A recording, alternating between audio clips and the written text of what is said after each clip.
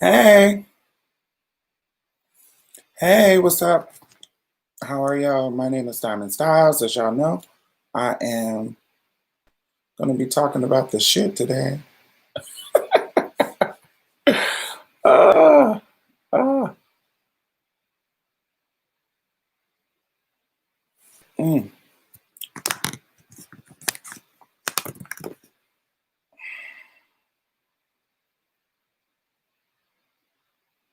Excuse my eyes. I've been crying over lots of shit, so they're kind of puffy. Hey, how are you, Zoe?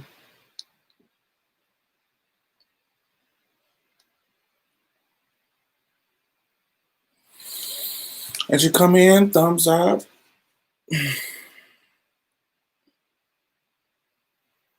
Yeah, this is a very stressful situation. Yeah, wow. Houston, Black Lives Matter had a protest today. It's still going, but I came back.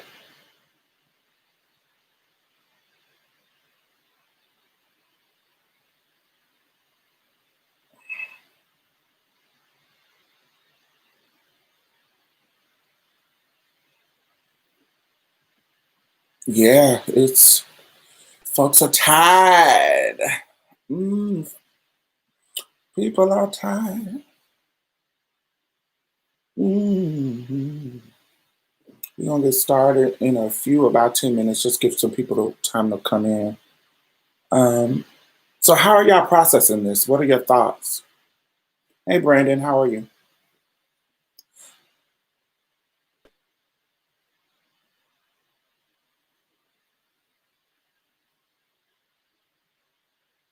What are your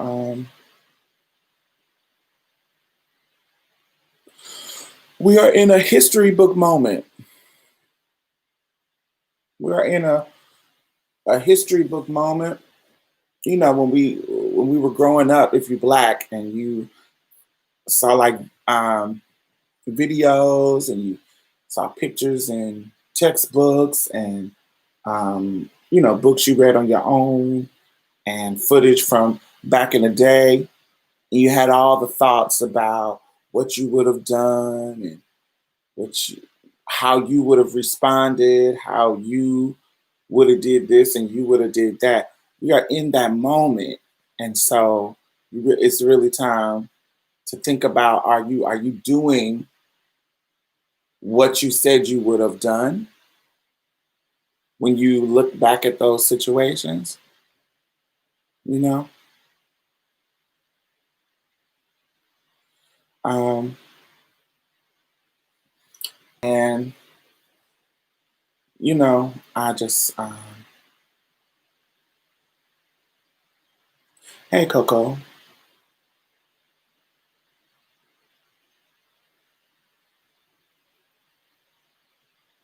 Yeah. Just so y'all know, everybody can have their opinion, but this is a very pro-black space that I have here. Um, Here are the top search results. Oh shoot, you should shut up. This is a very pro-black space here. I'm a pro-post protester person, so I think it's actually ignorant for you to tell black people to chill um, when it comes to their response to our unjust murdering. I think saying that is disrespectful. I think that I don't think you need to chill when it comes. You may disagree with tactics of people that might not be for you, but you don't get to tell people um, their appropriate response about Black lives dying and saying chill and they need to calm down is very white supremacist, very dismissive, very disrespectful to Black lives to me. So on my space, I'm okay with you having your opinion, do your thing. But on my space, miss me with that shit. Like you chill in this space. Um, this country was built on protest and riots, even by white folks. Change happens through stuff like this. So saying chill is real disrespectful and dismissive. So thanks. This is just the, you know, and even somebody has said, they were responding to things being counterproductive, um, disrupting things has always been the way you get change happen, because the way things are going, the flow is the status quo. Like it's the flow of all of capitalism, the flow of white supremacy, the flow of any kind of system that is oppressing us. The flow is the problem.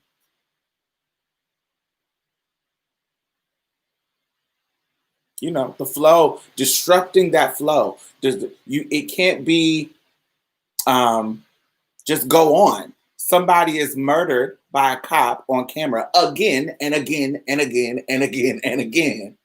It just can't just keep going without some type of response that is different. What they say, the quote is the insanity quote: if you keep doing the same things over and over expecting a different result, that's like insanity. Like it's going to escalate. When things keep happening over and over, it's going to escalate. This is just the nature of what happens. And where it's gonna pop off, you don't know. That's kind of like happenstance. If you're more interested in protecting buildings, insured buildings, if you're more interested in protecting products and glass windows and you know capitalistic, predatory capitalistic businesses, if you're more interested in protecting them instead of protesters and Black lives, and you care more about that shit than people's frustrations, then to me, I think you're trash.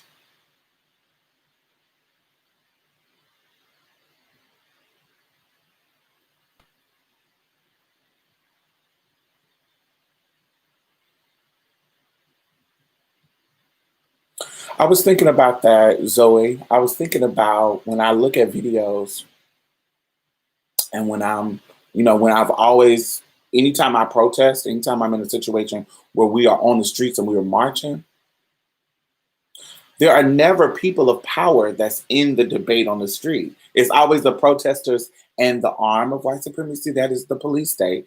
It is always the low level workers, the riot workers that's standing there. They're not, if you look, the police that are on them lines, they're not the people in power. They're the foot soldiers. They're like, like when you watch like Ninja Turtles. And you got Shredder and Bebop and Rocksteady. Those are the big bosses of power. But the foot soldiers, they're just foot soldiers. They have their little costume on. Their costume ain't even jazzy. They just got a mask on, the little eyes, and da da da da da. They're not even important players, but those are the first people. Those are the people that the protesters are talking to, and shouting out their grievances to, and they're just sitting there blank face, just looking, just doing their job. These aren't even the people in power to stop the change. Even that is a stance of power. Like, we don't even have to come talk to y'all. We're just gonna send our folks, we're gonna send our foot soldiers down there just to regulate and be the ones that you're talking to.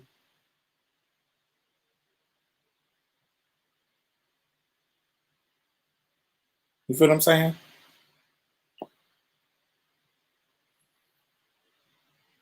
We're gonna sit up in our safe spots. Because I know if you get too out of hand, they can shoot you and beat you, and all this kind of stuff. But we're going to sit up in our safe spots while we decide how to protect our murderer, how we can decide that it's third degree murder. I didn't even know it was third degree. Yes, I did. It was. I know that some states had it, but just the fact that it is exists is crazy. Uh, wow, that's so wild. Mm.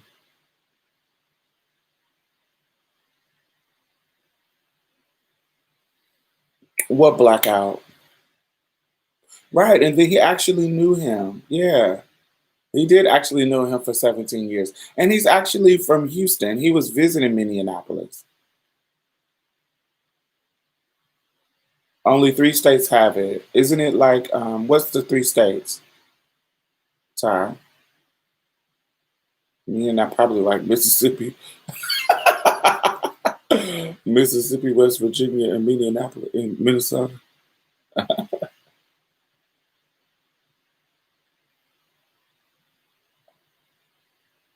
Right. The fact that he knew him, absolutely.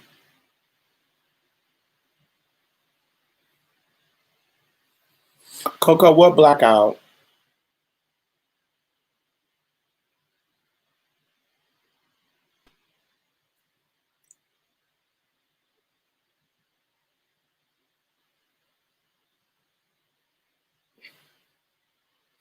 They worked for the same club for a year. Mhm. Oh, Florida. Yeah.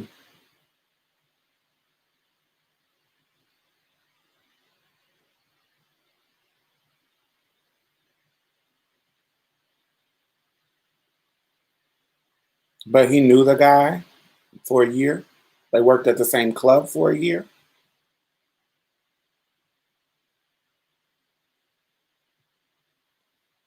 I think that's I think that's the point that they knew each other.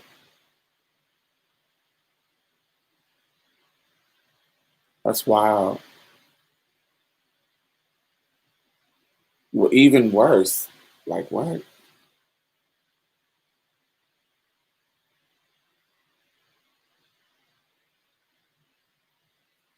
Rumor is Jews do not just shop at non-black owned businesses. Interesting.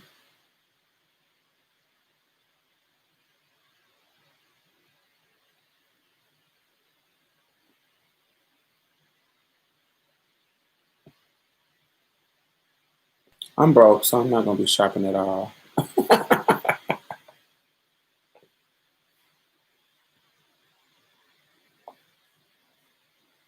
And the Asian cop in the video is his brother-in-law, Shavin's brother-in-law. That's interesting. Also interesting. Wow. Especially in a conversation around Asian discrimination and Asian being attacked and those type of things, which is not okay. But when we talk about the dynamics of both minorities and how they have assimilated into almost not full white privilege, but some level, if they are not the brown ones, not the Lows and the Vietnamese and the I'm talking about the light ones, the Chinese and Koreans and Japanese. uh, if they come over here and they're the model minority, they could actually assimilate into whiteness and enjoy the privileges of being the model minority and uphold white supremacist ideals that affect Black lives and become cops in a system that is routinely killing us.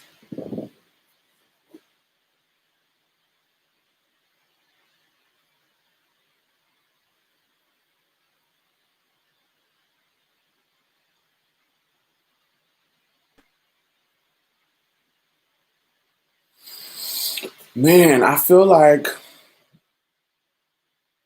I don't know. Like I don't know about y'all. So my uncle Jeffrey in Indianapolis was murdered by cops. They said that he had killed himself. He had a gun and he killed himself in the back of a car. That happened when I was way young. Like I was like 5 or 6.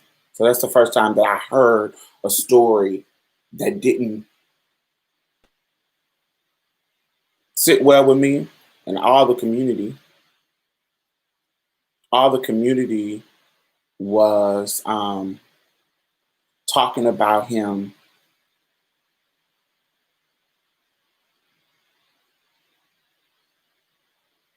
in a way that was like lies. Police is shady. That he couldn't have killed himself. He couldn't have did that. No, that's not what happened. Do you feel what I'm saying? And so for my whole life, it's always been something. It's always been something with the cops where they just can't be trusted, and they're always covering some shit up. It's just strange. Like I've never been a cop caller. I'm trying to think of a situation where I called the cops. Yeah, I've never been a person to call the cops for help because I always feel like they escalate a situation. I always feel like they escalate, even if I'm a victim in the situation, they always escalate it to a whole just being a black trans person. They're asking questions that's irrelevant to the situation. Um, they get mad aggressive for no reason. They just fucking they always been that type of person.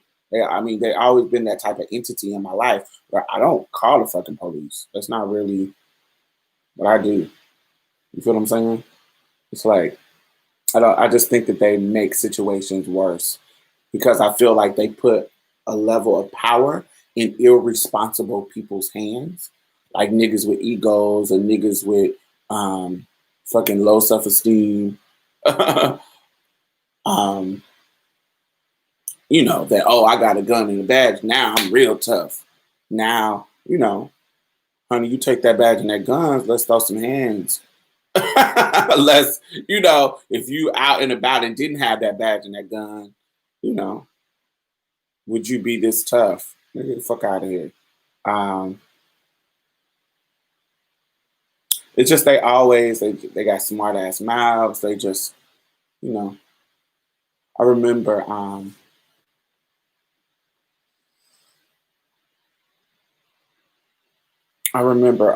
back in Indianapolis. This is funny. Ty, you gonna laugh at this.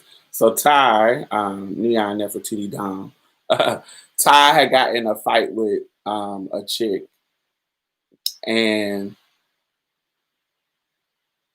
I'm over Ty's where Ty is staying. I'm over her house. I don't live here, but I'm visiting, and we're all kikiing, and so she gets into it with one of the other people that lives there or whatever, Cherry Bomb, and Cherry Bomb has like some really bad silicone. Like she that kind of deformity type silicone that you know that she didn't luck up on. So her face already looks like, oh my God, swole because of the silicone. Naturally, well, not naturally, is that the right way to say it? Because of the bad silicone pumping, it already looks swole up and big, even if it's nothing happening. So when she gets in a fight with her and they fight, so now she's bleeding. You feel what I'm saying? Somebody done call the police. Police come. So when the police see the girl with the bad silicone, they're looking at her like somebody really must have wore her out because her whole face is swollen, but it was already like that. So they were being real extra. They were being real extra. And when the police get called, I want to, I'm ready to go. I'm all right. I'm about to go home. Like, so I start gathering my things and I'm about to go get in my little station wagon and head back to my place or whatever. And I can't remember, but they were like, it was something that they were doing that I felt like wasn't right. I can't remember exactly, but they were asking everybody for IDs and everybody for, like kind of forcing everybody to stay in the situation. But to me, everybody in the situation, that was involved had basically kind of admitted that they were involved. Like everybody's story matched. Everybody knew what was happening. So they knew that I didn't have anything to do with this. So I'm about to go home. And they were asking for my ID. I was like, sweetie, I just felt like they were being assholes, and I felt like I'm ready to go home. Y'all know we don't have anything to do with this. Y'all know that we don't have that I don't have anything to do with this. So I'm about to go home. I ain't fought nobody. I ain't got into it with nobody. I'm out of here. And so I guess he just had an attitude about me not wanting to show him my ID. So no, we have a cherry bomb in our city, not the cherry bomb in is she in Atlanta? Not the girl on the internet now, not these days. We had a cherry bomb in our city that's older than her. um, I think she's older than her. Maybe I don't know. Um, and so they put me in handcuffs because either I didn't have my ID. So I didn't have my ID or I did and I didn't want to show it to him because I'm irrelevant to this situation. Let me go home. I can't remember. I might not have had my ID. I can't remember. But they were tripping about me not wanting to show my ID. And and I'm like, and so they handcuff me or whatever, and they're just being assholes. Not Cherry the Boom. Yes, not her. Yeah, not her. Um, they were just being assholes. And they tried to call my name in, and call down to the precinct to see if I had any warrants. I did not. Um, it was nothing that they could get me on or nothing like that. But in that situation, it was like these motherfuckers is to me, they were being assholes for no reason. These motherfuckers is escalating the situation to a whole situation that's unnecessary. And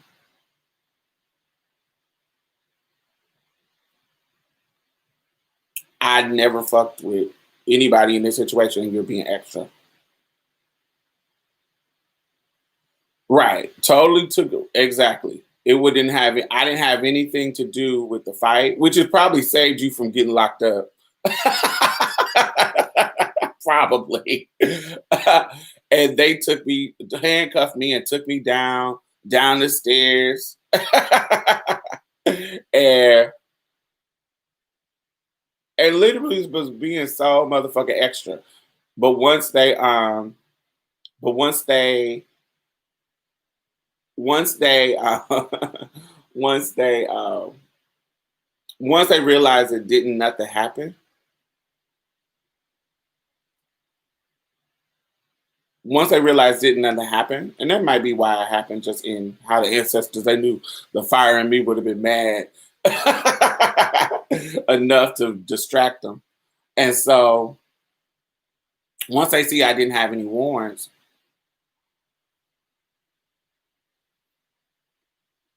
they let me go. And I went ahead and went home. Then I remember I was in the car with my homegirl Vanessa, and the cop came to the car and he just had an attitude from the beginning. Like, we're two women in the car and he is just from the beginning attitudey. And my friend Vanessa is getting smart with him. And I'm like, Vanessa, why are you getting smart with the cops? Like, girl, this is back in my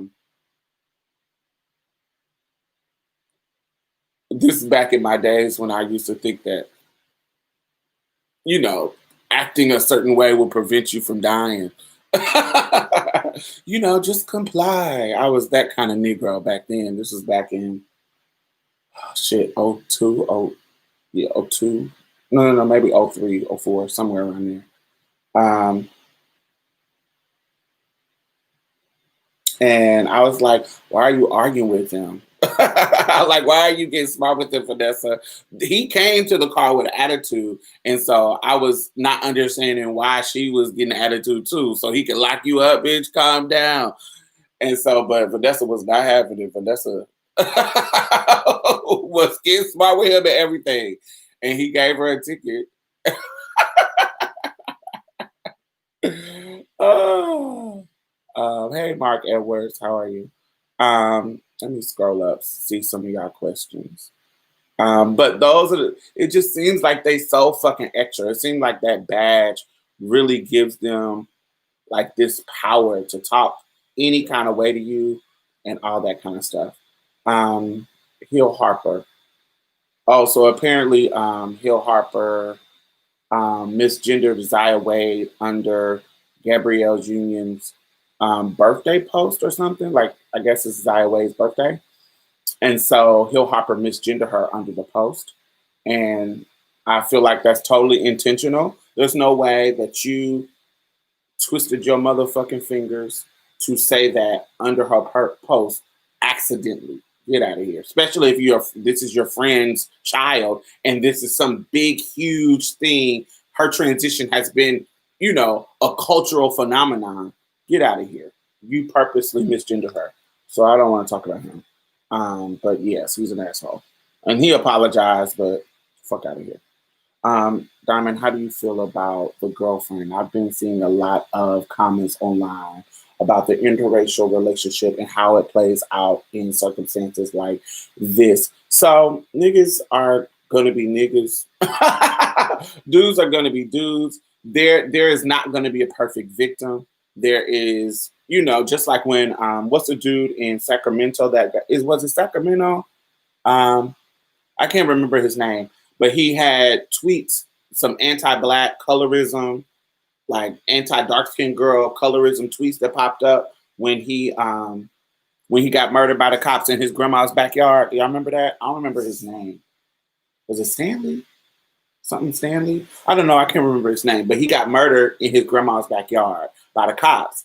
And, you know, when he got murdered, black folks went in his Twitter and saw that he was like, I only fuck with light-skinned girls, I only fuck with Latina girls, dark-skinned bitches is ugly, all shit like that. I can't remember exactly what, but something about negative dark-skinned bitches.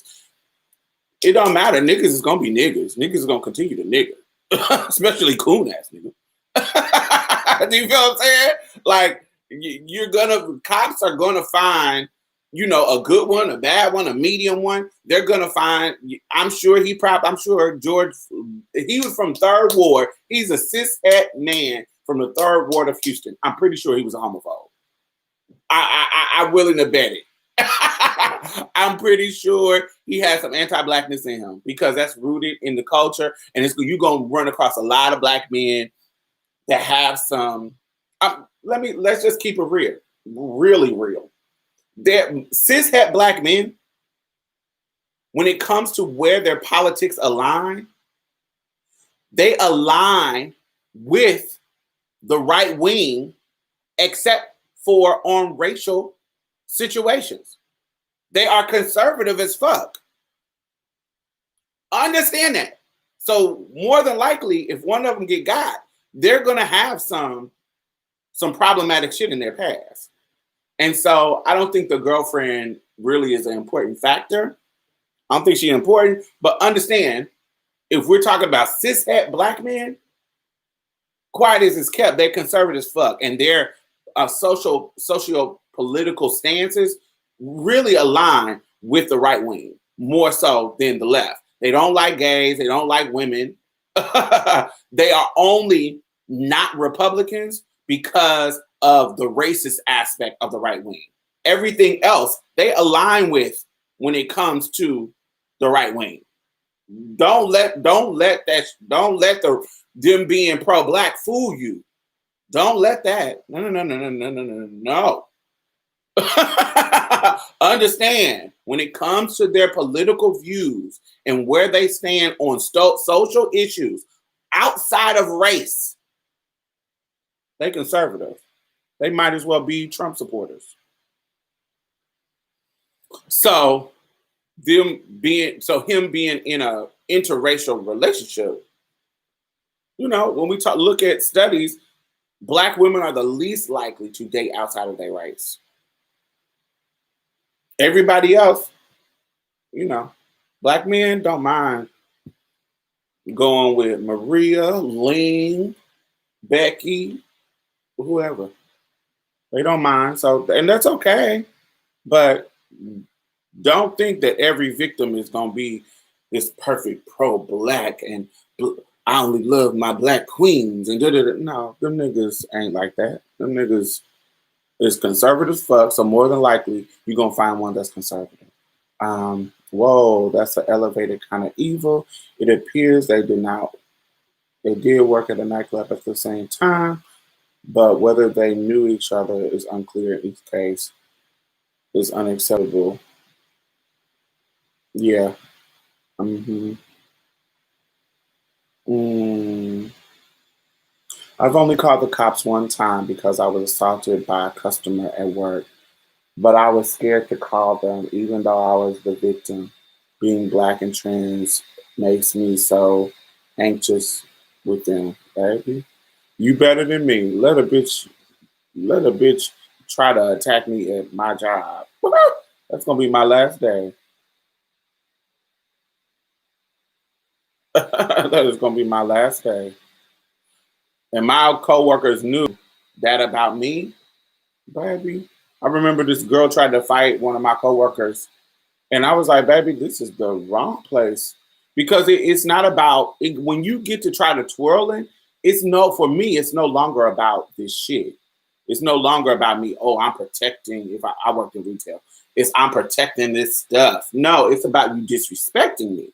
And when you disrespect me, this job shit can go. I don't give a fuck. Bitch, I will smash you. And so, baby, I had told her, baby, we will tear this whole fucking store up with you. You might not want to play that kind of the fighting game. You can cuss us out. You can want to return your shit. You can do all of that. That's cute. But the fighting, bitch, get out of here. Let's see. So totally took away.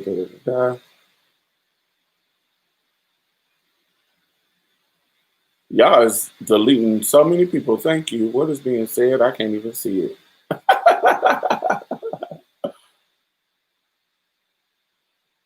Oh. Especially being from the South. They just found out that George did porn, and now they're shaming him as a sex worker. Ooh, what that porn looking like? Cause no shade, me and Aria Saeed was talking about this. George Floyd looked like a nigga that you fuck with, but you don't tell nobody that you fuck with, cause he got a big old dick and dick you down.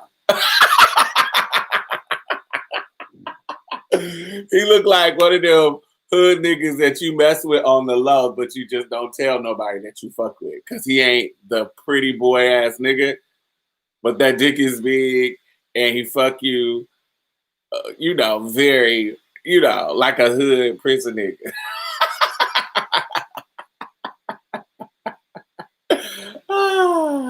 Y'all know I'm nasty. I'm a whore. In a way, they're also kind of racist towards dark-skinned Black women. Absolutely, absolutely. You were anti-Black. I wouldn't call it racist, but definitely anti-Black. We were least likely. Now you are open to the option more and more and more. Yeah.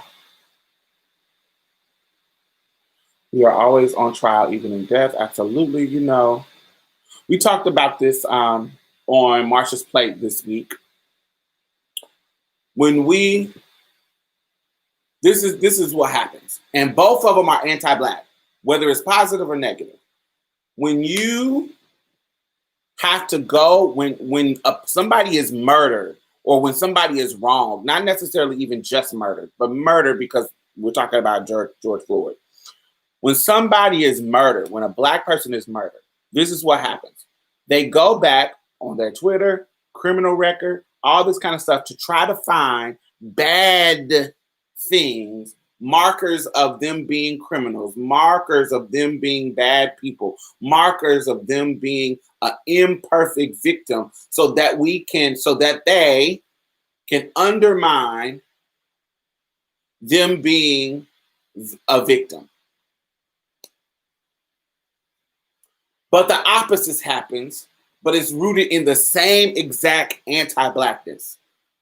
When we have been victimized, if we have these white supremacist markers, like if we went to Harvard, if we're the editor of this amazing classy magazine, if we're a birder, if we are, educated and well-spoken and articulate, then that means that we are worthy of the protection because we are the classy kind of black.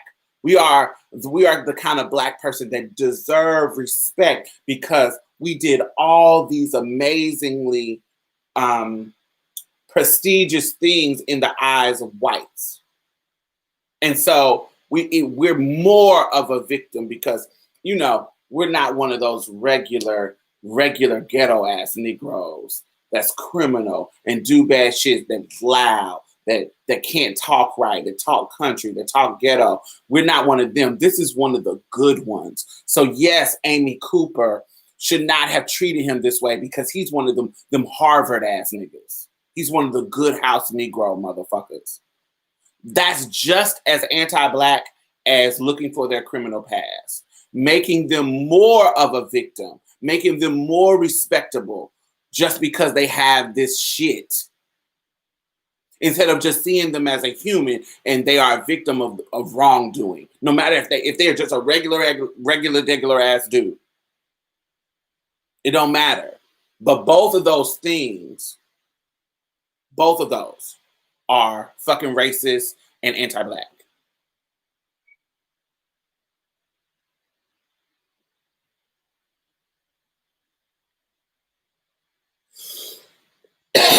Especially being from the South. Wait.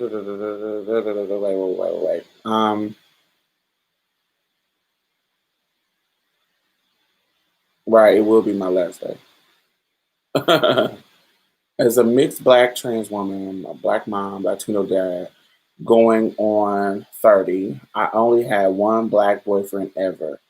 All my boyfriends have been white or Latino. Cool. How unfortunate. Donna, I'm so upset. I fully plan to see you at Potting Live for the second time. Yeah, that's one of my favorite events of the year. And, Jay and Queen, there's social distancing for real, staying in the house and, and really didn't want to put us at risk.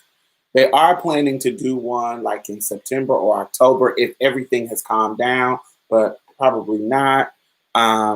They are going to do a Juneteenth celebration through Zoom where we're doing like a Black girl show and tell. Yeah, that event is really great. I love it, but I hate, it is what it is. Oh my God, Diamond, are you talking about what I was talking about with George? Right, TD. Yes. We have to earn our humanity. Absolutely. I just feel, I don't know. I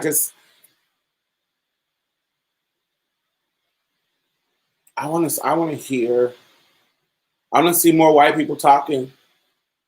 I want to see more white people talking. not in place of Black people, but using their platform to say something, to say something. You know, like the Me Too movement. I want to see all these Hollywood Karens to get on their platforms and say something. All of them.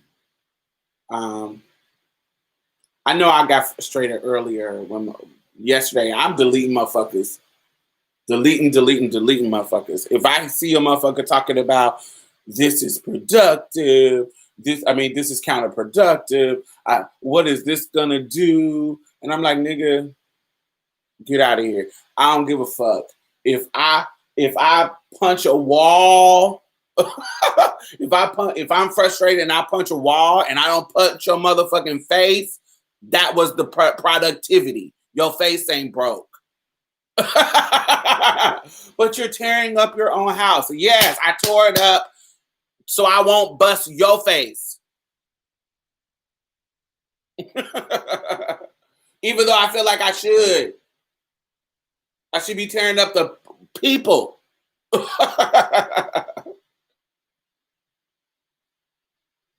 You know, but I'm trying to let my frustrations out, and sometimes that's gonna be a building. Sometimes it's gonna be a wall. Sometimes I'm gonna take a bottle and break it because I threw it.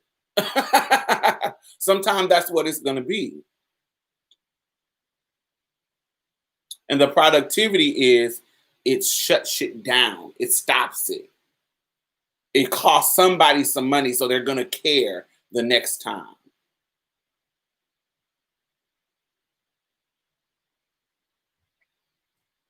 Or it gets more and more.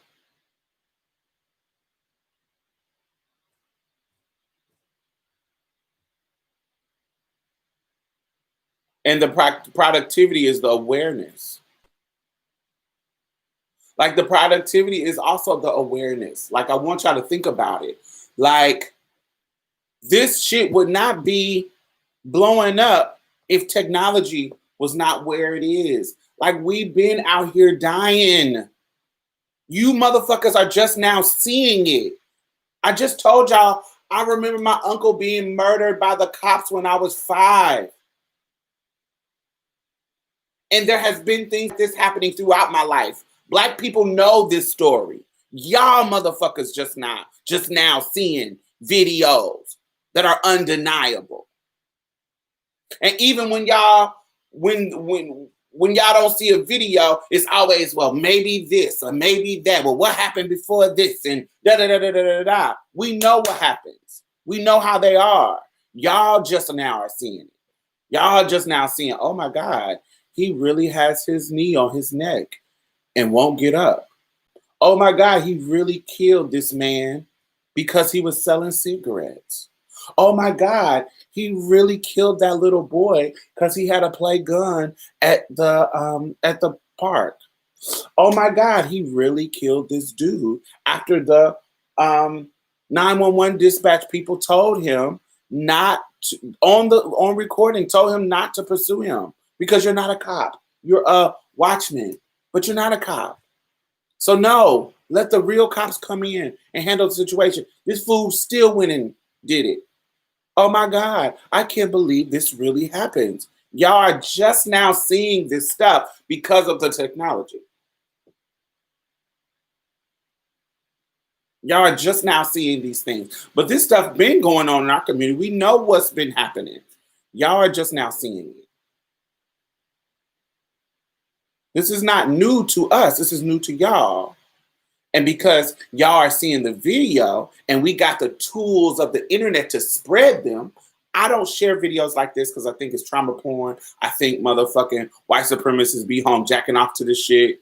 For real, for real. I think that it's exciting to them. Oh my God, I get to see a nigga die. I think I don't like sharing them anymore. I remember I used to. It's 2 things that I don't share anymore, unless they're funny. Like people fighting, I try not to share people fighting, and I try not to share people being murdered by the police. But if it's like a funny video of people fight, like they done added funny music and it's meant to be funny, then sometimes I do that. But like an actual just fight, I'm just sharing a fight, I used to do that all the time. I don't do that no more. But I think it's a level of trauma porn that these white motherfuckers, that they get off on, and I don't like it. And I also don't think that black people need to see it. And I know I have a predominantly black audience, and I don't think black people need to see it to prove anything. White people need to see it because for some reason they need proof that this shit is happening. So they need to see it. They need to be they need to have the visual, which is also crazy. Like we got to actually die for you to be convinced that racism exists. Oh no. Yeah, I haven't watched the video at all. And wait, they forget about it because people have short-term memories, right? When things just go back to normal. I mean, really, really, really, really. Like think about when we talk about Rodney King, when we talk about the guy that got killed by police on his wedding day, was it his wedding day or wedding night, something that was in the car. When we talk about Trayvon Martin, when we talk about every year it's Orlando Castillo. When we talk about Eric Gardner, when we talk about Alton Sterling, we got all these names we can list. Sandra Bland. When we talk about all of these names, what's the girl Gardner? I can't say her first name, starts with an A. The mother who had the kids. Ashton, not Ashton. Was it Ashton? Ashton Gaynor? I can't remember her name. Shetty. The light-skinned girl. Do y'all remember her name? We got all of these names that we can list about cops. Breonna Taylor, not her. There was a girl, Ashton Gaines. Is it Gaines? Ayana Gaines? I can't remember her. What is her name? Grandmothers being murdered and killed in their house or shot. And the girl in Dallas that got killed by the police because her neighbor called the police because the door was open. What was her name? It's shady that I can't remember the black woman's name. I'm so annoyed with myself right now. It's been so many. Breonna Taylor is the most recent one, but there was something Gaines. And then there was the girl in Dallas, the recent one. So all these names, it just happens and it just goes on. Corinne Gaines, yes. That's who I'm talking about, Corinne Gaines. Her. It just keeps going on and on. Even, let's take it out of the racism. Let's take it, well, it's still racist. Gun violence. It's usually white male shooters. So clearly there's some kind of racial thing happening. Most of the time. And so, white rage just popping up. Like, how many times have we heard about shootings? Remember when Columbine happened? It stopped the country. Oh my God, it stopped the country. It was all on the news. It was all everywhere. When we hear about mass shootings now, it's like, oh, another one. Share the link. You feel what I'm saying? It's totally different now. We are shocked by mass shootings, but we knew that it had become our national norm when Sandy Hook happened. We knew when Sandy Hook happened, when they killing the babies and nobody cared. When they killing the babies and don't know gun laws change. Baby, I thought at least with the babies. I thought with the kindergarten babies. These is woo.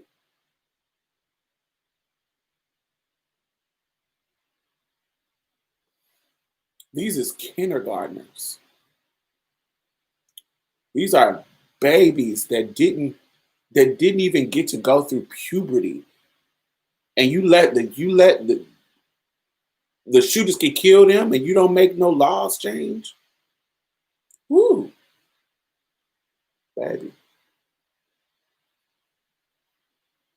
So you know they don't give a fuck.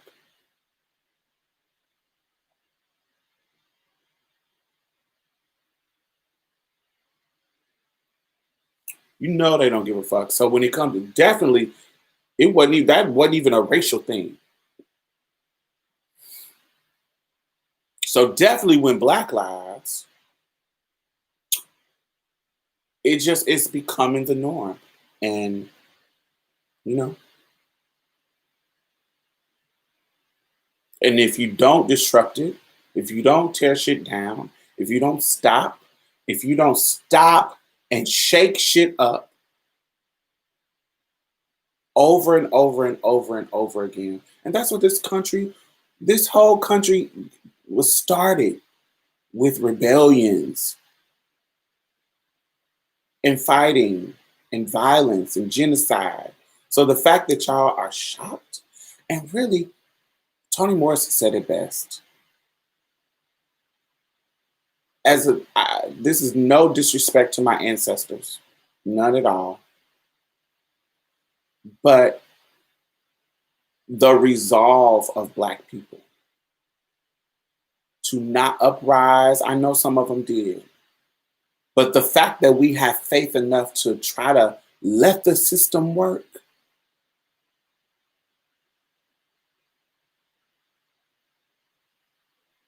the fact that we have been over and over and over trying to get, look, like right now, even with this riot, they're like, we want the cops, we want the cops arrested and charged.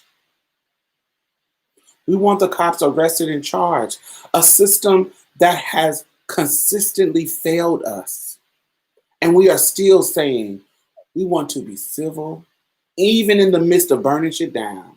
We just want you to charge them. We're still having faith in this system.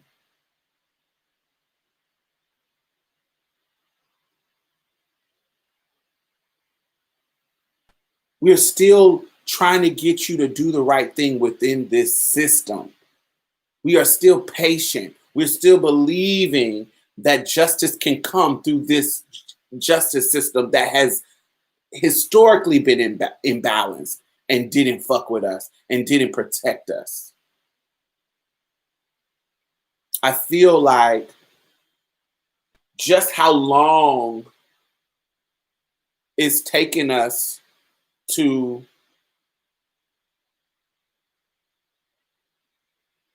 not produce a mass shooter. How long it's taken us. We are really civil. Like we are really the restraint. I said Toni Morrison. Toni Morrison said the restraint that Black folks show is surprising.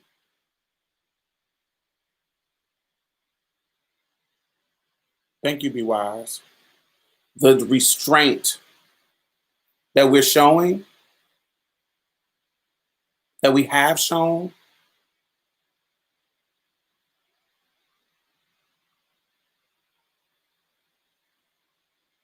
because we should have been burning shit down.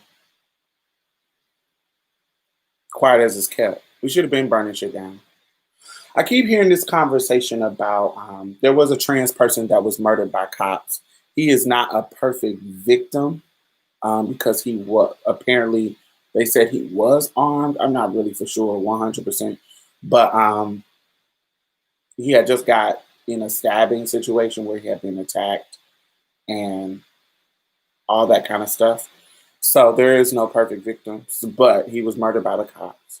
And me being a person who is want to um, abolish the police state, um, I think anybody dies, whether they're protecting themselves or not, whether they armed or unarmed. I don't think they should be dead. Um,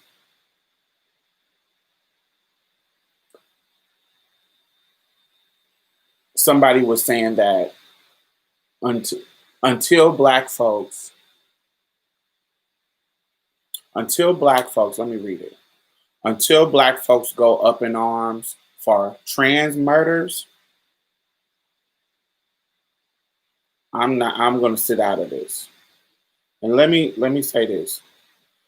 I understand the feeling. I understand the feeling, baby.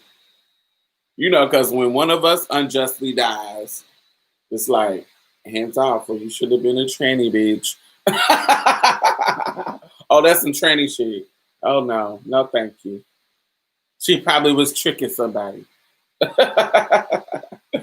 So I understand, but there are cishet people that I care about. There are black people that I care about. I'm black. And just because some whack ass people, um, some homophobes and transphobes, and they don't see my humanity, um, that don't mean that I'm gonna not step up when we talking about a big movement. Maybe like one person, but when we talking about a big movement, I'm gonna be a part of that movement because I'm a black woman. I am going to. I've heard so many people say they want to abolish the police state, but what are we substituting with? Because there are evil people in the world. There are tons of books and literature around possible substitutions. There are tons of books and research that, and other cultures that have different systems of policing that you can read up on. I think there's other ways, and not trying to figure out the other ways is the problem. Like not trying to figure out before there were police, before there were no police before slavery. There were no police state. There were no police.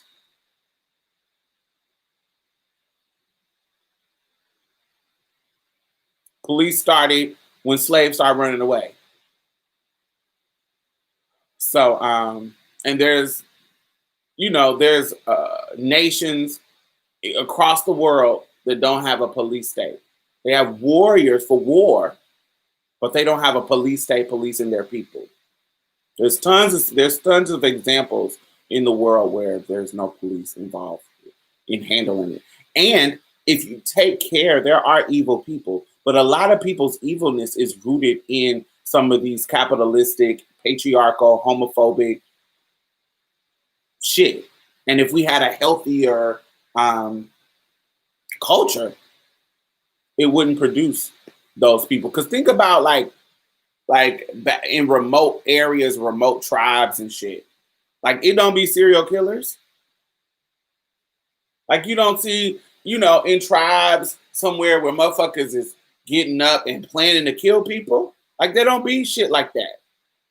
So most of the serial killers, like if you look at the psychological evaluation of them, they have some deeply rooted misogyny. They have some deeply rooted racism. They have some hate for women. They have some hate for gay men. They have some internal hate that they're lashing out. It's something that's rooted in the socio-political arena that causes them their mental instability to lash out in a specific way.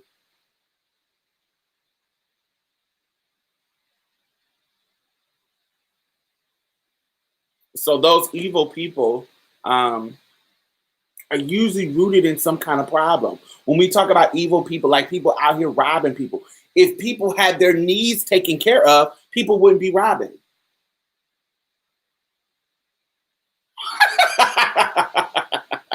Trans woman get hit by a bus. Well, she was probably tricking the bus driver.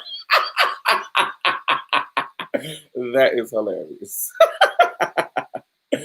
um, so yes, I think that there are different ways. I think that there are different things that we can do. I think there are different ways that we can do it. I can't tell you. I can't tell you what what those things are. If you were robbing, you were kicked out. Yeah. Um, yeah, just think about the problems. Like if people when we talk about drugs, when we talk if people have I think a lot of folks be on drugs because they can't deal with the problems that they having. That's another thing. I think a lot of people get to being dope fiends because they can't handle the issues that are in their life, and so they go down the self medicating path with drugs. I think that's a I think that's a part of the problem as well. Not having and not adding compounding all the shit that structural racism has done to people. But I think there's a lot of things that if we were taking care of the people, a lot of problems would be drastically done, drastically um, reduced. Like if we take it, and I know people have an issue with socialism, but and Bernie didn't start it. When we talk about Bayard Rustin, there always been those friend people that's like, yo, if we took care of the people, we wouldn't have to worry about this. And now people are, you know, bringing in socialist solutions.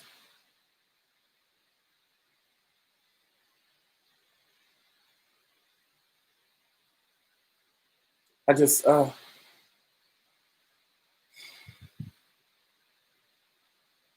just don't feel. Me personally, I feel back to what I was talking about. I feel like there are people who I care about in three groups of my identity: me being black, me being trans, me being a woman, and me being a part of the gender non-conforming community. Not just the LGBT, but any gender non-conforming community. So those are three identities: gender non-conforming, being a woman, being trans specifically, and I had to make the distinction between gender non-conforming because me being trans connect me with my trans sisters and my trans brothers and my non-binary trans people. Me being gender non-conforming connects me with gay men and lesbians and people that fall in that sexual orientation realm. And so I had to make that distinction because one is gender identity and one is um, sexual orientation and being black. And this little caveat too, me coming into the world as a male child and growing up as a little black boy, that informs my experience too. I know some people, dysphoria is not set up to admit that or to acknowledge that, but I'm a person who I don't have an issue with my history. And so, me being raised as a little black boy all the way up until I transitioned 12, 13 years old, that informed my life.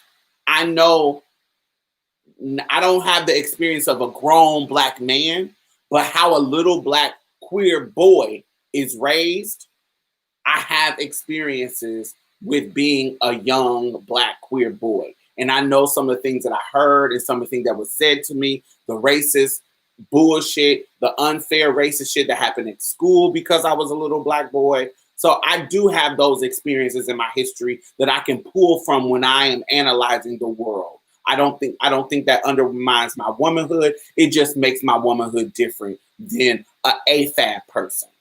I don't think that undermines who I am. I think that makes me unique and gives me a unique perspective. And I respect that about myself. I love that about myself. I think that's something that makes me a unique person in the world.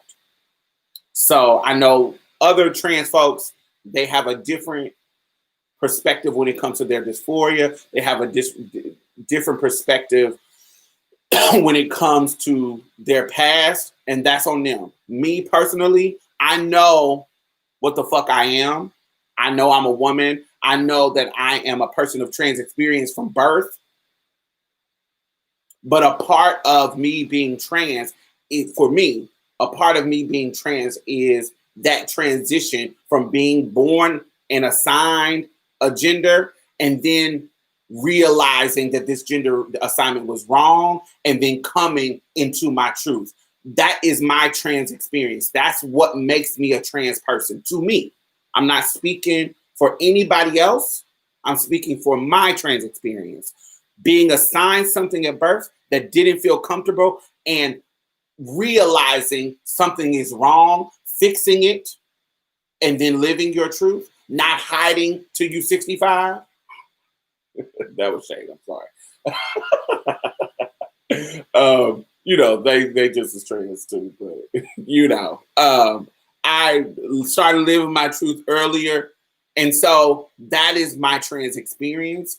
It gives me a full, different, nuanced set of skills and set of experiences that are different than a cishet woman and a cishet man. It makes me unique. It gives me a certain access. And so there is a level of empathy that I feel when we are talking about cishet men experiences with Black boyhood or Black malehood. There is something in me, not some secret DNA. I'm talking about for me. There's something in me that sympathizes with them because I remember what it felt like being a Black little boy in this world. I remember that. Even though I was a queer, trans, something that was hadn't yet budded.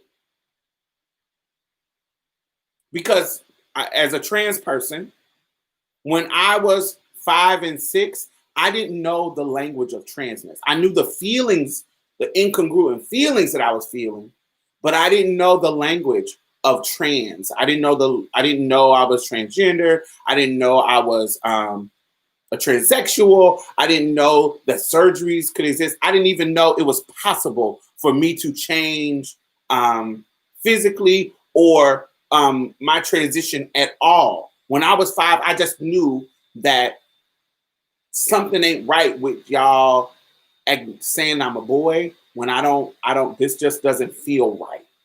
It was a feeling. It wasn't, it's something at that age I could not explain. I couldn't explain it to you. I just knew it wasn't feel right. But because I was being told, you are a boy, you are a boy, you are a boy, that's what I was in the world. That's how I navigated the world. Until it got to a point where, oh my God, this doesn't feel comfortable, and I have to do something about this. And then the options started to open up. I started to see what I could do about this, and then I started to live in my truth. And so that may not be everybody's trans experience, but that is my trans experience. And so those identities, being a Black woman, because being a trans person, being a AMAB person, all these things. Thank you, Ty. All these things are a part of my identity, and that's why I relate to them. That's why I relate to all the shit that's happening. It informs me to be able to relate to them because they are there. I have been in the situation where I can relate to them. That's just who I am. That's how I have always, how I always thought about it. I never, as I've gotten older, when I was younger, it was different. But as I've gotten older, I never wanted to erase my past, because I think that informed who I am. When I was younger, a young trans person, I would go tear up old pictures of myself. And, because I wanted people to respect my transition. I wanted people to respect my womanhood. So the need for validation was really, really high in my younger years. And so I did things like tear up old pictures, hide them from my people. If I find somebody with pictures, I would steal them and tear them up. Do things that were, to me, that were validating illogically validating in my mind. But now that I'm mature and older, I don't need those things. I wish that there are some pictures that I had of my early transition. I wish there were some pictures that I have when I was, um, I have some now. But there's pictures that I've seen when I was 13, when I was 12, when I was 11, when I was 9, which I wish I had pictures from that time. So, you know, do you have suggestion on discovering your gender identity? And is there a time when someone realizes they're trans? I think everybody's journey is different. Um, I don't want to co-opt the conversation about gender identity. Um, but I don't think that there's a time. Everybody fear level is different. Everybody's circumstances is different. Let me put my wig down. um, everybody experiences are different. Everybody's timing is different, and I can't give you a set time. Um, or discovery. How do you feel about it? Your identity and your sexuality is so personal. It's like religion. That's so for you. How do you feel about God? How do you feel about the God in you? How do you feel about how you project to the world? How do you feel about it? I don't. How does that bloom? You're like how you like if you see a bed of flowers, they're going to be a various range of colors. When they bloom and sprout in the spring, one is going to open up faster than the other one. One is going to, that's the analogy that I see. They eventually, hopefully, there's some that if their growth is stunted, they won't bloom.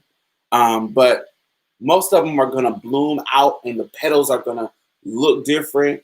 And if they're the same type of species of plant, is it species? Is that how you say plants? It's plant species or types or categories, whatever. They say type of category. Um, they might look similar, but their petals is going to be different. Their leaves are going to be turned a different way. Their stem is going to lean a different way. They even could be the same type of flower. They're still going to look different. How you bloom and the time that you bloom is based on your nourishment. Is based on your connection to the sun. The analogy could be God being the sun, or love or care or whatever that being connected to the sun. How you bloom and when it comes depends on all of that. I hope you get that analogy. Um, I love your content. Thank you, Chris.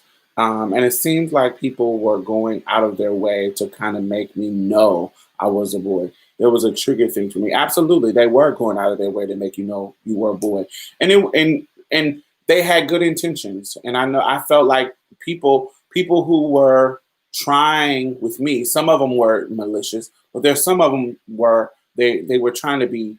They were trying to teach you how you're supposed to maneuver in this world and be safe as a man.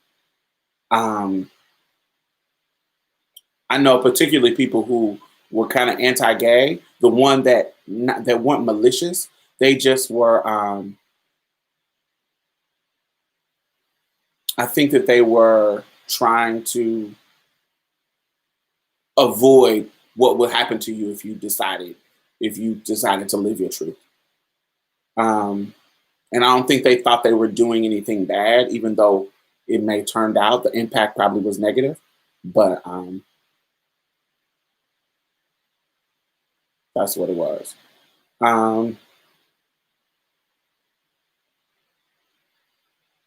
where I felt like they were more trying to convince themselves. Yes, Genius and Film. I think from Plenty. Yeah, I think it's Genius. I totally do. Thanks for answering my question, Diamond. I'll figure it out. Yes. Um, hey, Diamond, especially from Indiana, which is very conservative. Actually, and you know what's funny? Me growing up in Indiana, I didn't know it was conservative as it is because I didn't have that many political views when I was younger.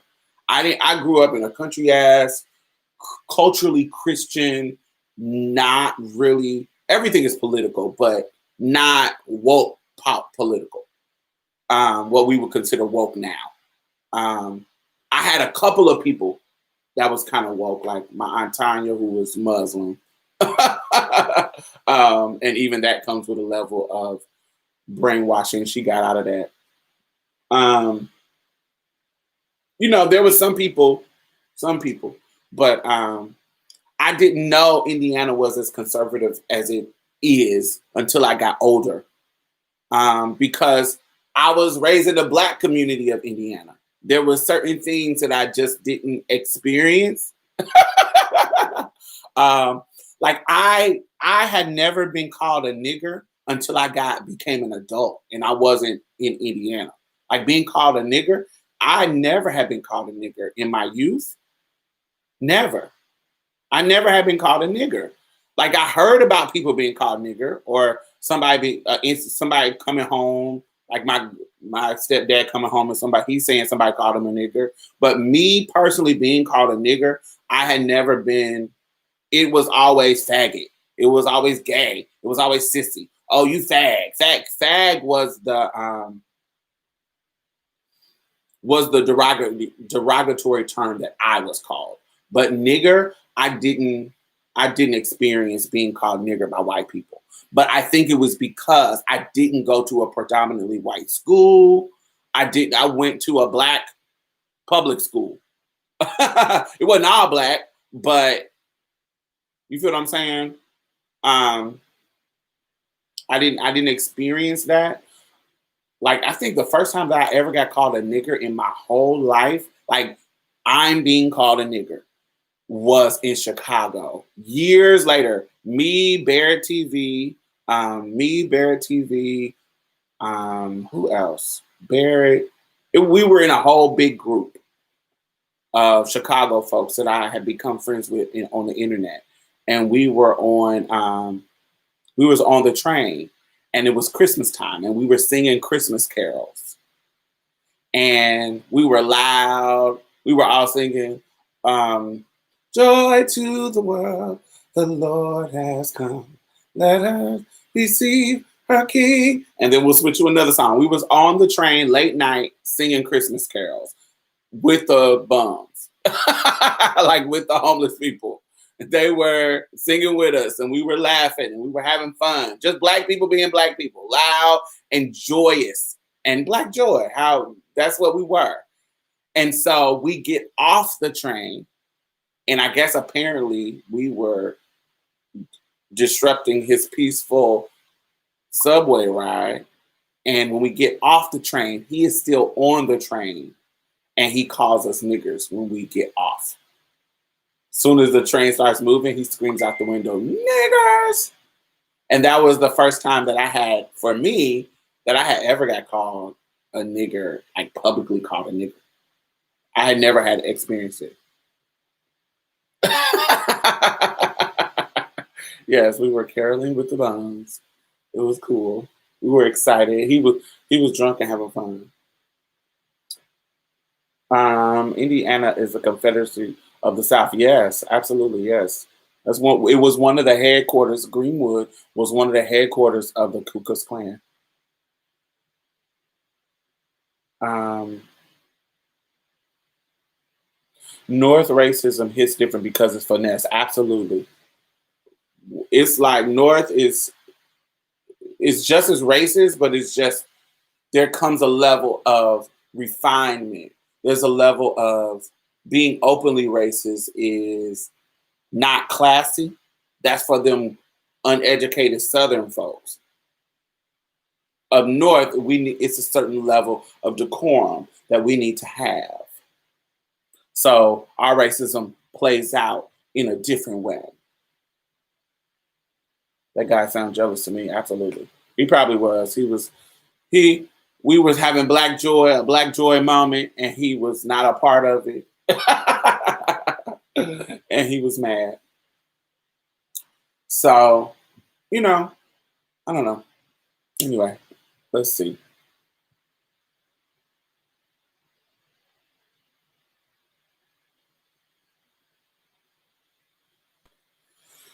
Oh, what else did they? What? Let me look at my notes. 1 second.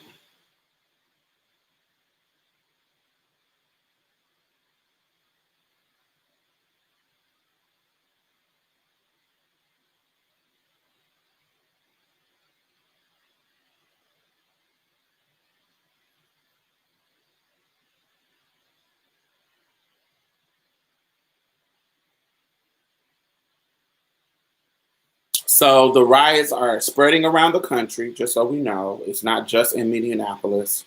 Definitely, I knew it was going. Houston, they burned a car downtown. Not where we was at. I didn't see all of that. It kind of was peaceful. Um,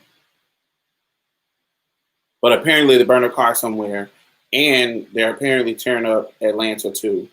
Go, go, go, go, go! Tear it down, burn everything. The British are coming. The British are coming. Pour the tea over the pour the tea over into the harbor, baby. Pour the tea over into the harbor because y'all don't want to pay sales tax because it's unfair. Right, and tear shit up. Y'all know how to do it because it is what this country is based on.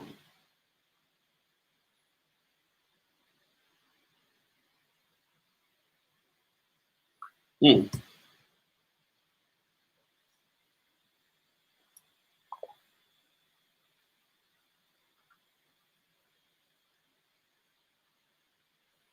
So we got 10 more minutes, 9 more minutes. What y'all want to talk about? Let me see. There's something I didn't discuss.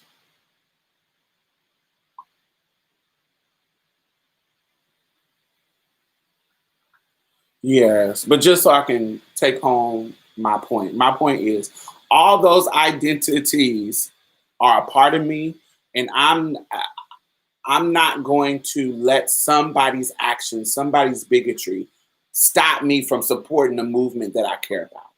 So, yeah, you may not be standing up for trans people when they die. That's cool.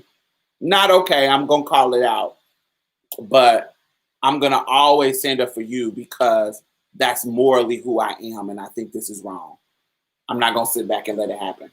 I think that is, that's a integrity thing for you. If you're allowed to sit back and do nothing, to me, it's your choice. But when I look at you and you're doing nothing for something that is wrong, and you're just standing there like, oh, this ain't got nothing to do with me. They wouldn't fight for me.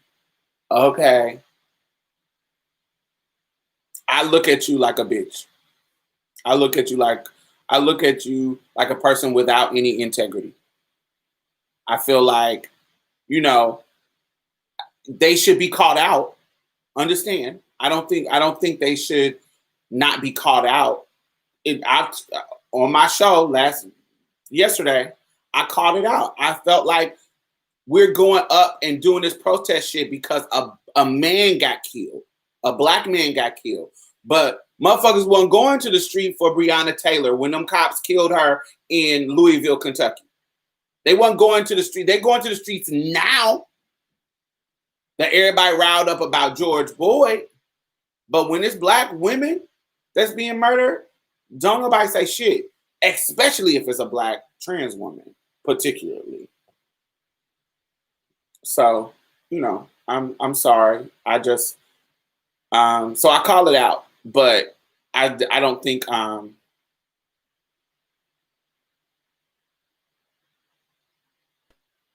no. Did you hear about what happened with Hope and Craig on TS Madison Morning Show? No, tell me what happened. But yeah, I don't think that it is. Um, I don't know. I think it's weak. It's kind of. Let me give you an analogy that man, it's not exactly the same, but it's similar. Um, Say you got a bougie, non-fighting sister, bougie respectability politics sister. That's your sister, but she's like bougie and respectability politics. I don't be fighting. That's ghetto. Uh. But we go out to the club to have some fun, and motherfuckers unfairly trying to jump her. In that situation, because I'm a fighter, I'm gonna always have my sister's back. We're gonna have to thump. We're gonna have to fight. We're gonna have to do what we need to do because you're not about to do this to my sister. Even though I know because she's bougie non-fighter, If it was me that was about to fight, she wouldn't fight for me because she don't fight. I got a friend, Cliff. I have a cousin, Cliff, that that he's like that. I feel like if we was out and we was getting into it with people, I don't feel Cliff would fight, but I would fight for Cliff. You see what I'm saying? So I think of it like that. It's who I am. I'm gonna fight for my people who done wrong, who I feel like who is being done, who has been done wrong, because that's a part of my morals and my integrity. You feel what I'm saying?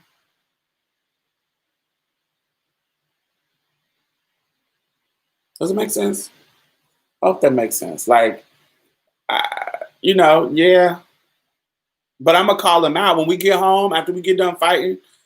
Cliff, you a punk ass bitch. I got fighting for you, and your ass wouldn't be fighting for me. I'm gonna call him out.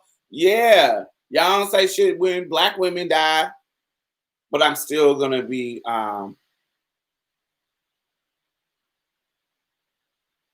both physical and vocally.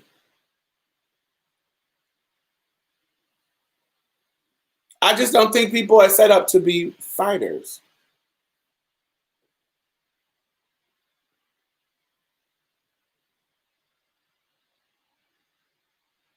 The black gay men had no words for the black trans women dying. Craig saying he wanted to save his injury for the George Floyd discussion and not talk about the trans woman who was killed.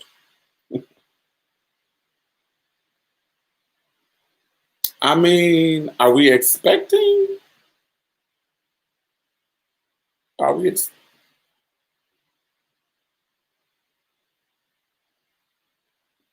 I have fought for Cliff and we'll do it again, right? uh, I mean, the way Massage Noir is set up in black gay men, I mean, I like that's kind of I would I don't know. Okay, so let me say this. This may be it's not problematic, it's just real. So it's always been half and half for me. Like when you go, if I go down my timeline, you have woke gay men that's like, this is wrong. They got your back. But then the other half is like, shaky. They're shady. They are anti-black, they are anti-trans, they are anti-woman. Like it's like half and half. Like I see, and when situations like this come up, they show their colors.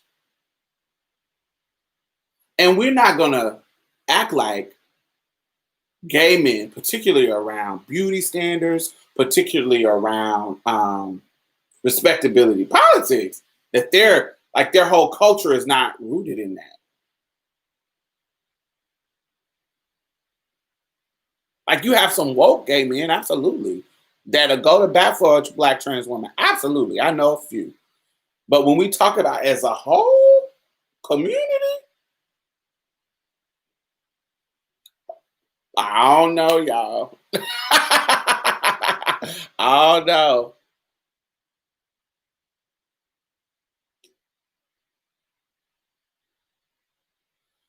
Like the Gail King and Snoop situation. Mm, yeah,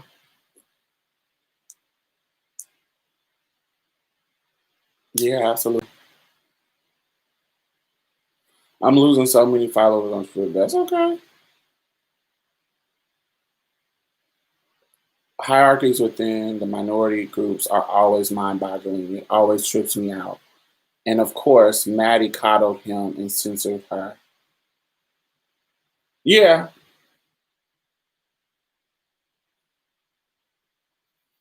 but I mean, are we? I mean, what are we? Where are our expectations coming from? I mean,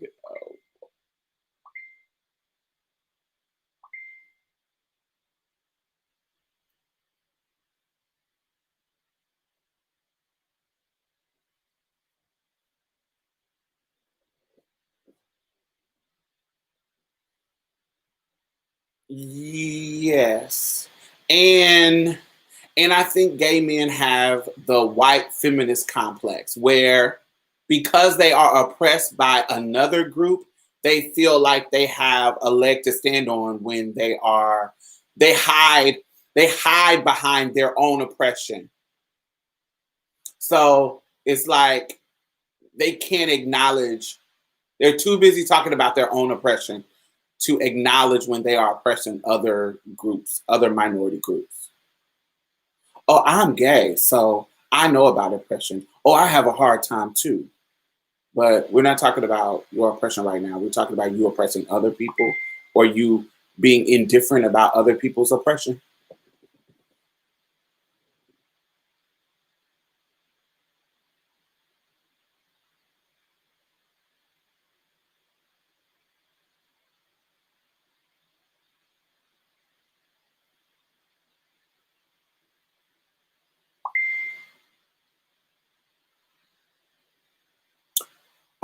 Yeah, I think the first step to disappointment is expectations. And I think sometimes, baby, Mia is blowing me up.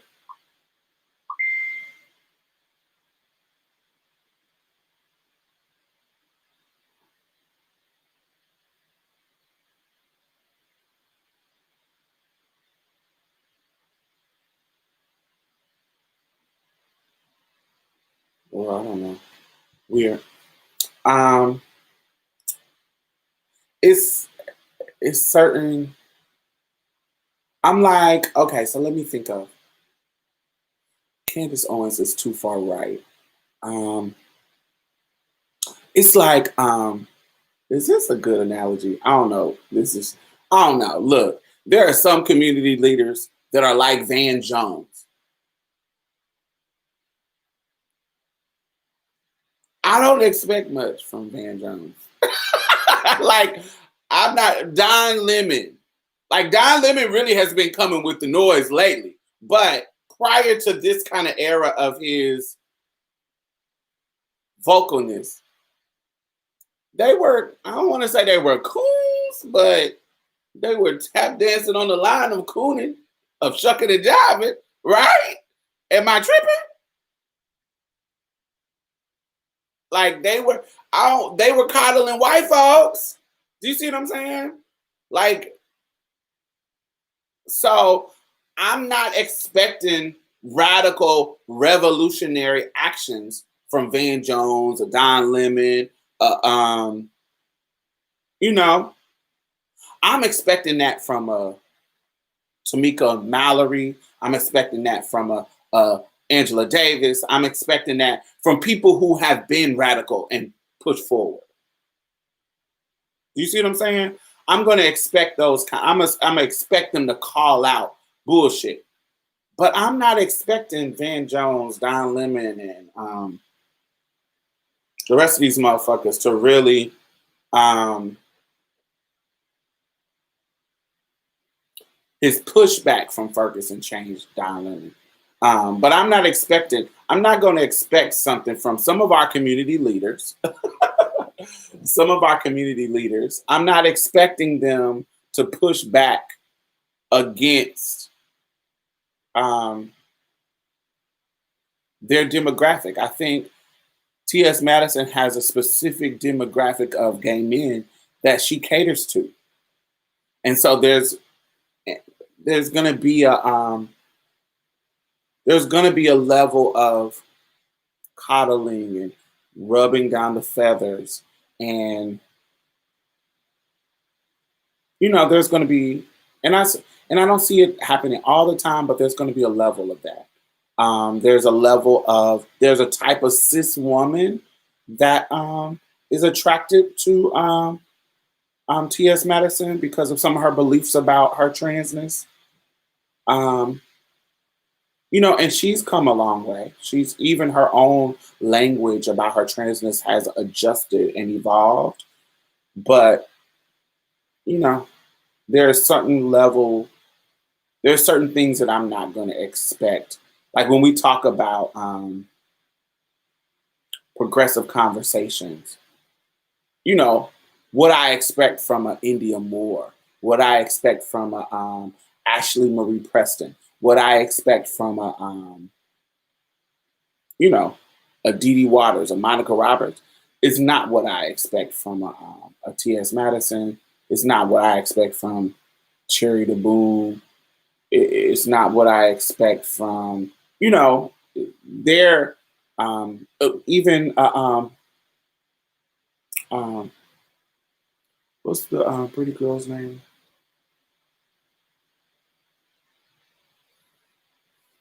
Amaya Scott. Her. Like they're not really activists. They're like entertainers. They're not activists. They're there to entertain you. So I'm not expecting activist shit from them. Like their lifestyle puts them in a limelight that would make you want them to be more activist like, but it's not really what they do. They're there to entertain you. So take it with a grain of salt.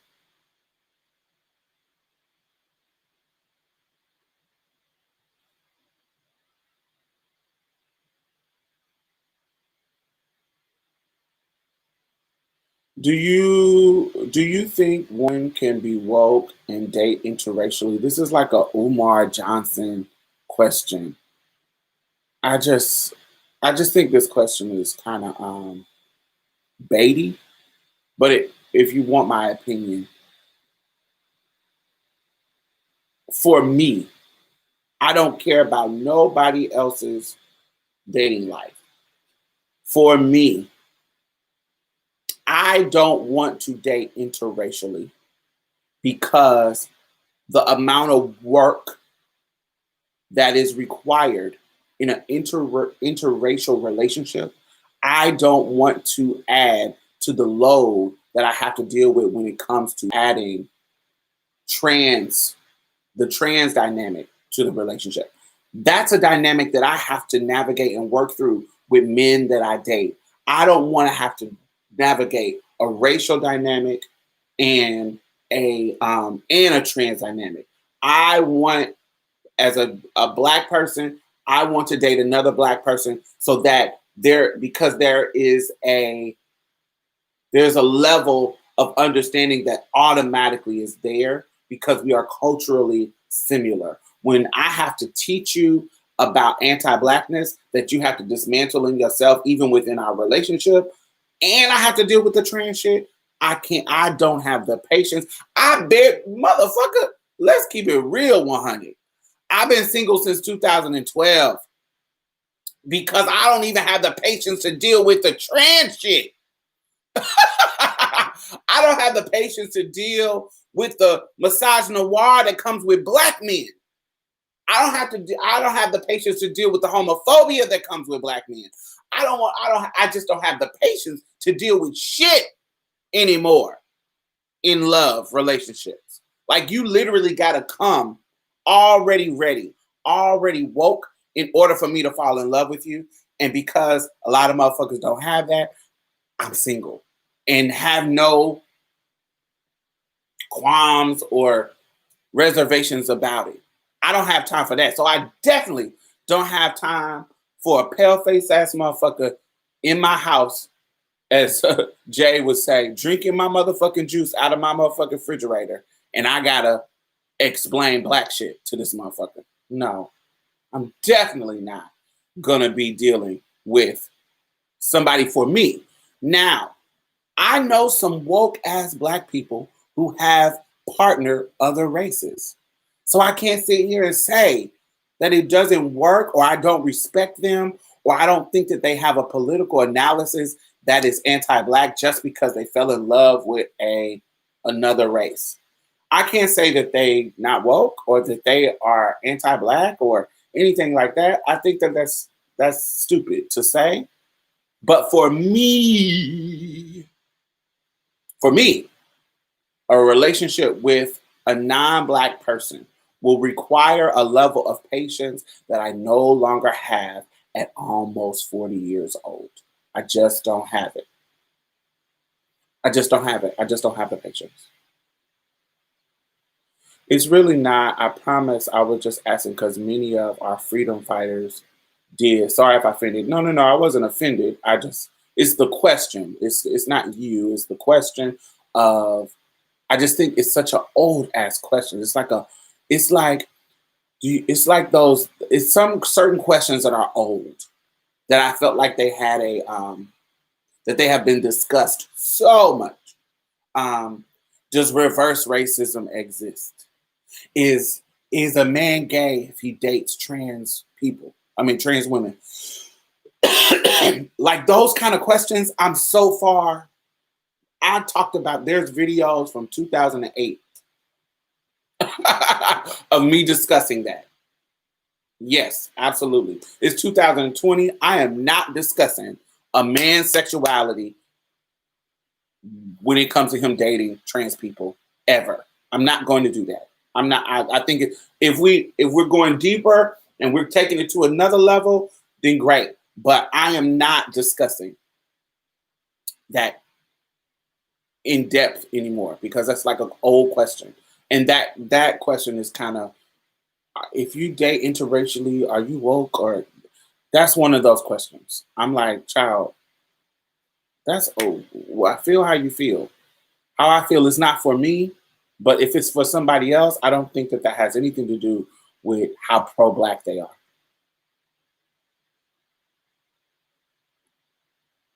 Um, let's see. For me, I don't relate to white men or connect to them as I do with black men. I haven't been able to love them truthfully and completely, and I haven't even tried. Um, I did try to date once. I did go on a date with a white man once. There's a video called I have a video literally about my date, my first and last and only date with a white man. It's called something about interracial relationship. So search interracial relationship, no choking, Diamond Styles. It'll pop up. And literally, his racist dad called him on the phone. Called him on the phone and had a whole racist ass conversation while I'm in his car. So that was it, done with me. Not saying that they're not some amazing, um, even like non-white, non-black people. So like Latinx and Asians and da da da. Those people, like I think it could be possible, maybe, but even them, I just don't want to have to deal with certain things. I like my culture so much that I love black culture and black people so much that I want somebody who loves them deeply in the way that only a black person can. And so I want to be in love with somebody with that level of appreciation and they're not culturally appropriating. I want them to be born into it. It's just something about that's me. I don't care about it if somebody else does something else, but for me, it's just so comfortable. It's so comfortable for me. Um, Y'all should look up Bear Wrestling 2 on my topic. He collaborated for Dr. King and was not noted because he was gay. I don't have to look up Bear Wrestling. I know him quite intimately. But people who don't know Bear Wrestling, yes, they need to look up Bear Wrestling. Absolutely. He is the architect of the civil rights movement of the 60s. Freedom, it was not just the March on Washington.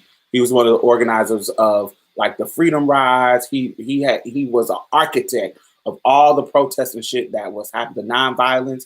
Those were his tactics. Um, Being single, I can't deal with it either. I've been single 2016. I have no problem being single as I approach 50. I know that's right, Elia. Um, I can't do it. I don't relate to them in that way. I can find them attractive, go on dates with them, but the connector in a way is off. Also, it's something about white penises. When they get hard and they get red and pink, I don't like that. I don't even like it in light skinned men. It's something when they get all pinky and red, it reminds me of pigs. And it's quite disgusting for me. Sorry.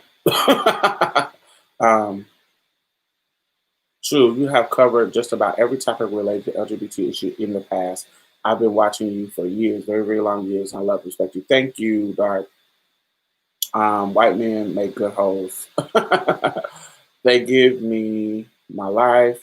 Diamond, as a former sex worker, did you prefer white or black clients? I actually prefer black clients. I had white clients, of course. Um, there was only one that I was actually, two that I was actually like physically attracted to. Um, yeah, but I was never a trans girl who was like white clients only. My only, I did, who, if you got my rate, I'm seeing you. I never had any issues with black clients. I had an issue with one black client, but it was a little bit more nuanced. It wasn't. He just wasn't some black dude.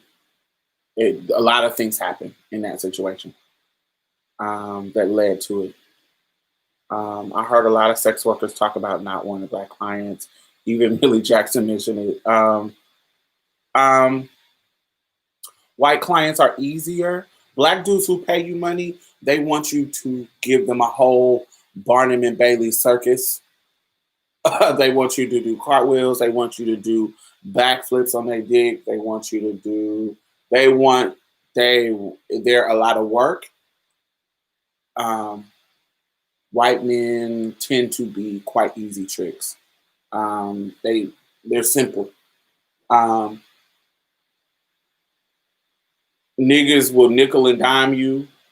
Baby, they'll bring your rate is 250. They'll bring you 100 and think they about to get a full 250 service. No, you brought me $100. You about to get the quickest, get them in, get them out service. You are not about to get my full skill. No, I'm not about to be nice. I'm not about to be. I'm gonna get your money and get you out. Go send you home quickly. Um, but I think that's what gets the annoying. What gets annoying for some sex workers and black clients, and this is my experience. They will nickel and dime you, baby. So yes, nope, not even them. Let me see. I went on a date with a Republican, and that was a disaster. He spent the whole day trying to justify Trump. Date ended 30 minutes later. Oh, baby. As soon as you are justifying Trump, I'm out of here. If I know you're a Republican in the beginning, I'm not dating you. There's too much anti-blackness rooted in being a Republican. So if you like that label, I'm not fucking with you. I meant to say the lady from Mississippi, Madam. Yes, yes, Nellie Jackson. Yeah, I feel it. Not pig dicks. Him choking to death. I only ever had two black clients ever. Oh, baby, I've had some beautiful, amazing black clients. Even now, I'm not actively an escort. I don't have any ads that I purposely put up to escort, but I do have regulars that I still see. Um, that I still see, like when I'm available. Um, I'm just not actively a sex worker, and I have a job. But my regulars that I see are all black, and they've been coming to me for 10 plus years. um, and we actually have become friends, like really, really good friends, where it's not even rooted in sex anymore. Still rooted in coins, but not rooted in sex. Um, you know, yeah. Coco, Barbara, sorry, that was a big difference. Yeah, yeah, they will. That's T. I never had an issue with white clients. The only time I had an issue is with black clients, but I still prefer them over white ones because, yeah. Um, Probably not. Millie Jackson got some wild storage. Yeah, Millie Jackson does. I love. She was homophobic though, but I did like Millie Jackson. She's a Georgia bitch that can burn. I think skin color has something to do with the experience of black clients. Explain that a little bit more because I don't understand that statement. I'm not interested in sex with white men or women. Yeah. Um, I never I meet some white guys that are, I guess, attractive, but I guess that's what it is. It's like when I see a fire, like when you're walking down the street and you see a car or a type of car that's really fire, it's painted right, it's cute, and you like, oh my god, that is a badass car, but you don't want to fuck the car. I think that's sometimes the case with attractive white men. Like I see him and I'm like, oh my god, he's such an attractive white guy, but I don't lust. It's something about a black man that makes me lust. That fits my physical attraction type. That makes me like, give it all to me.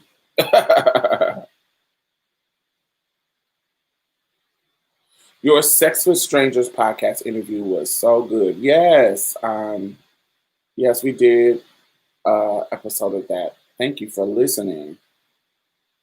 I noticed some darker trans women prefer white guys, and lighter trans women have not as much issue with black men. Not always, though. I know darker. Hmm.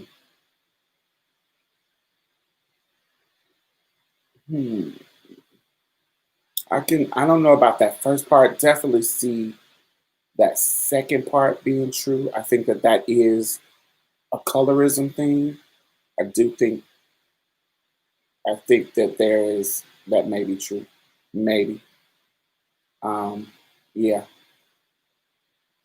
I love a dark black man. The essence is different. The vibe is true. Yeah. I don't know. I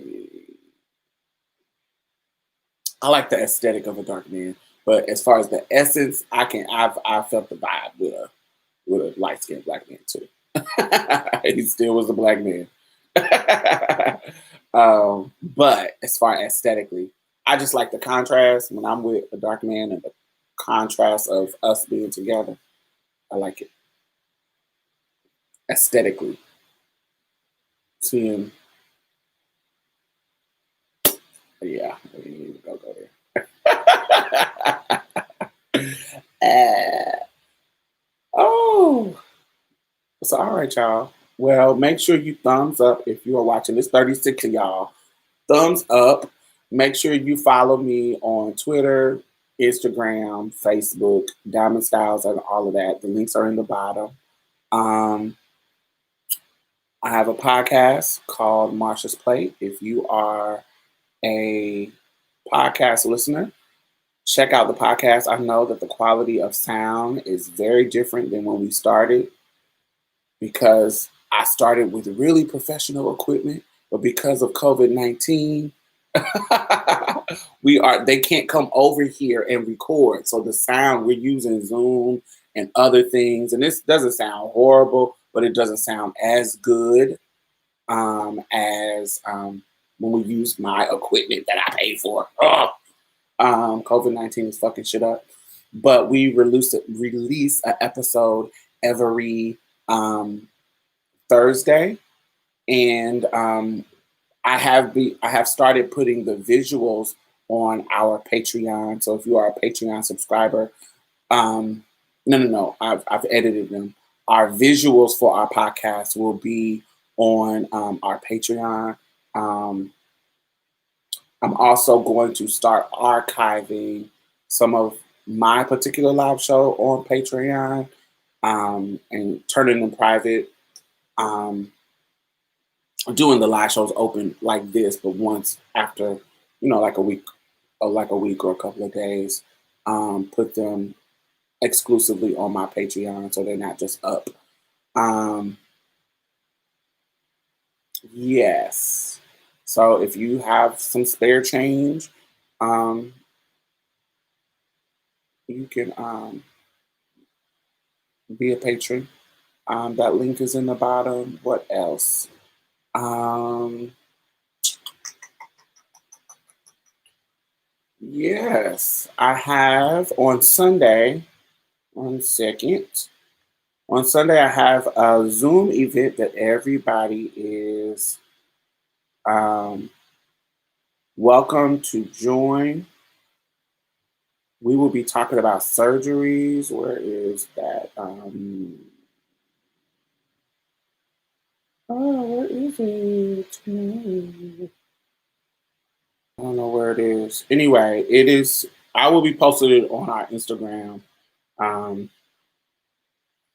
there is an event where we are talking about surgery, silicone. So if you have questions about ass shots, if you have questions about SRS, sex change surgery, I'm a part of a panel that is going to be a sex change. It's going to be a person of people with FFS, any kind of surgeries that's on the trans feminine side. If you have any interest in those kind of subjects, we will be doing a. Oh, here we go. Yes. So Queen Culture. Oh, let me see if I can do it. I'll be posting this on Marsha's Plates Instagram so y'all can get into it. So let me read it for y'all. It's called Let's Chat Surge, an intimate virtual hangout chat on all things GCS, FSS, silicone, and castration. Sunday, May 31st at 3 p.m. Pacific Standard Time, which is 5 p.m. Central Time and 6 p.m. Eastern Time. With panelists Brianna McCree, Diamond Styles, Janelle Luster, and this event is thrown by Queen Culture. I will be posting this on our Marsha's Plates Instagram. I'll be putting the live when it's going on. I will be putting the link for you guys to come and join. Make sure when you come in, you say, "Hey, Diamond sent me." Just let them know that I brought you in. Yes, I think y'all gonna enjoy the conversation, and that is on Sunday. There's something happening on Saturday. My schedule is crazy. There's something happening on Saturday too. Saturday. Shit. I don't know what it is. I gotta look at my schedule somehow. But yes. But Sunday, that's the trend shit. So that's important. Make sure you join us. And thumbs up and share if y'all feel the need to. Thank y'all. I'll see y'all next Friday.